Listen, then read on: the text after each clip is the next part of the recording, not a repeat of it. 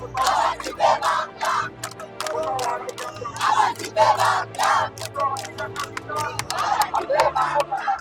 Vote শেষ, কত আসন তৃণমূল পেতে পারে বলে মনে করছেন? 100+ তো হয়ে গেছে, আবার কি বলবো? হ্যাঁ, 100+ হয়ে গেছে।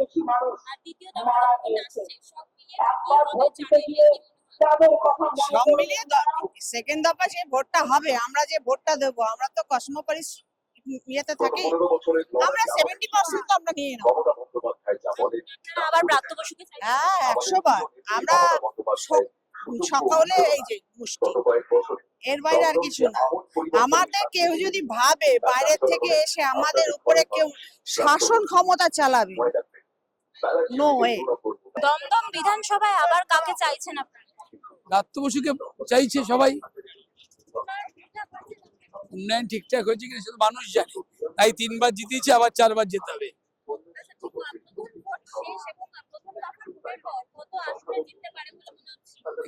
কত আসনে জিততে পারে আমাদের নেতৃত্বরা জানিয়ে দিয়েছেন যে প্রথম দফা ভোটের পর কত আসন তৃণমূল জয়লাভ করবে। 29 তারিখ ভোট, আর 4 তারিখ বাক্স খুললে বুঝতে পারবে যে তৃণমূল ছাড়া আর কিছু নেই। ওই অমিত শাহ বলেছে আমি 4 তারিখ দিল্লিতে থাকবো, এখানে থাকার দরকার নেই, কারণ অলরেডি প্রথম দফা ভোটের পর অমিত শাহ বুঝতে পেরেছেন যে রেজাল্টটা কি হতে যাচ্ছে, সুতরাং ও পালাবার ব্যবস্থা করেছে। পশ্চিমবঙ্গ মমতাময়, মমতা দিদিই থাকবে, এটা বাংলার মানুষের সিদ্ধান্ত।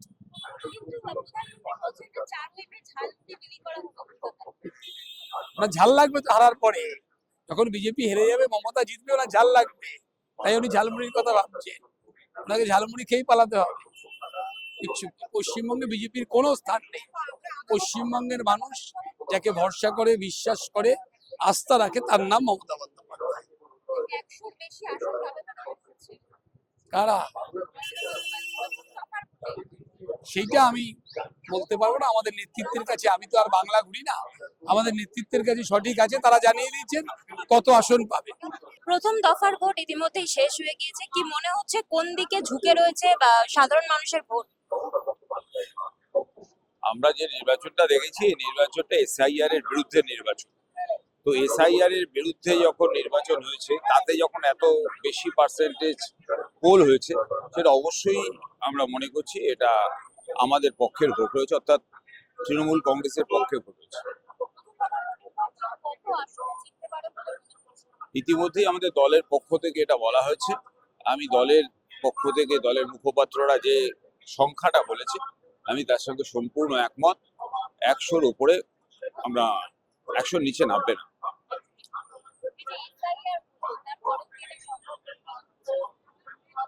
বুঝলাম না আপনার প্রশ্ন।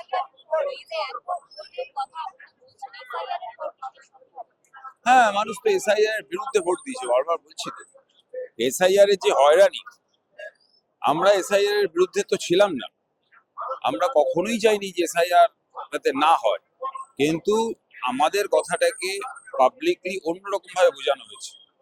আমরা চেয়েছি নির্ধারিত সময় এসআইআর হোক, কিন্তু এসআইআরটা সঠিক সময়ে হোক। এরকম তাড়াহুড়ো করে এসআইআর করে, একটা চক্রান্ত করে মানুষের বৈধ ভোটারদের নাম বাদ দেওয়া, তার ফল বিজেপিকে ভুগতে হবে। পশ্চিমবঙ্গে বারংবার বিজেপি নেতারা আসছে আর তারা বাংলাকে বিভিন্নভাবে অপমান করছে, যেমন গতকালও প্রধানমন্ত্রী এসেছিলেন, তিনি যাদবপুর বিশ্ববিদ্যালয় নিয়ে একটি মন্তব্য করেছেন। এটা ওদের স্বভাব, এটা ওদের স্বভাবে পরিণত হয়েছে। কারণ বাংলার মানুষকে অপমান করা, বাংলার মনীষীদের অপমান করা, বাংলার অস্মিতাকে ভুলুণ্ঠিত করা, এটা বিজেপির নেতৃত্বদের একটা রুটিন ব্যাপারে পরিণত হয়েছে। এর জবাব পাবে। প্রথম দফার ভোট চলে গেছে, কত আসন তৃণমূল পেতে পারে বলে মনে হচ্ছে প্রথম দফার ভোট? প্রথম দফার ভোটে তৃণমূল 100 আসন তো পেয়ে গেছে। তো আমাদের বাংলা জুড়ে সমস্তই আমরা চাইবো যে কটা আসন আছে সেখানেই তৃণমূল জয়ী হয়ে আসুক।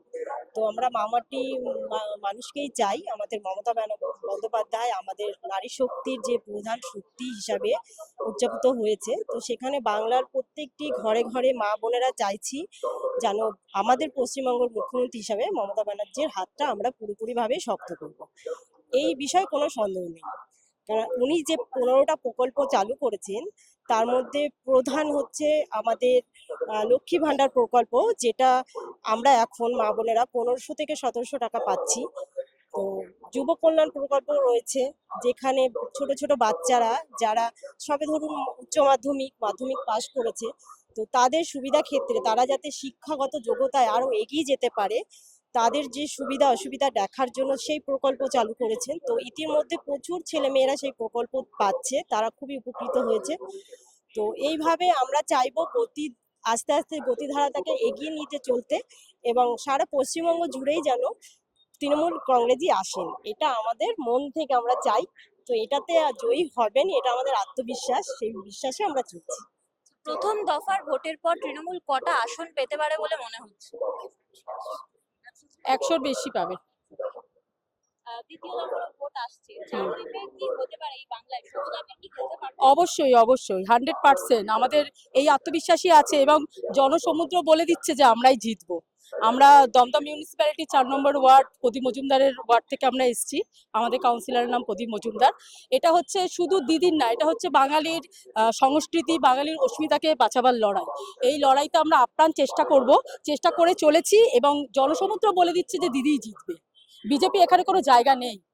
বিজেপি হাটাও, দেশ বাঁচাও।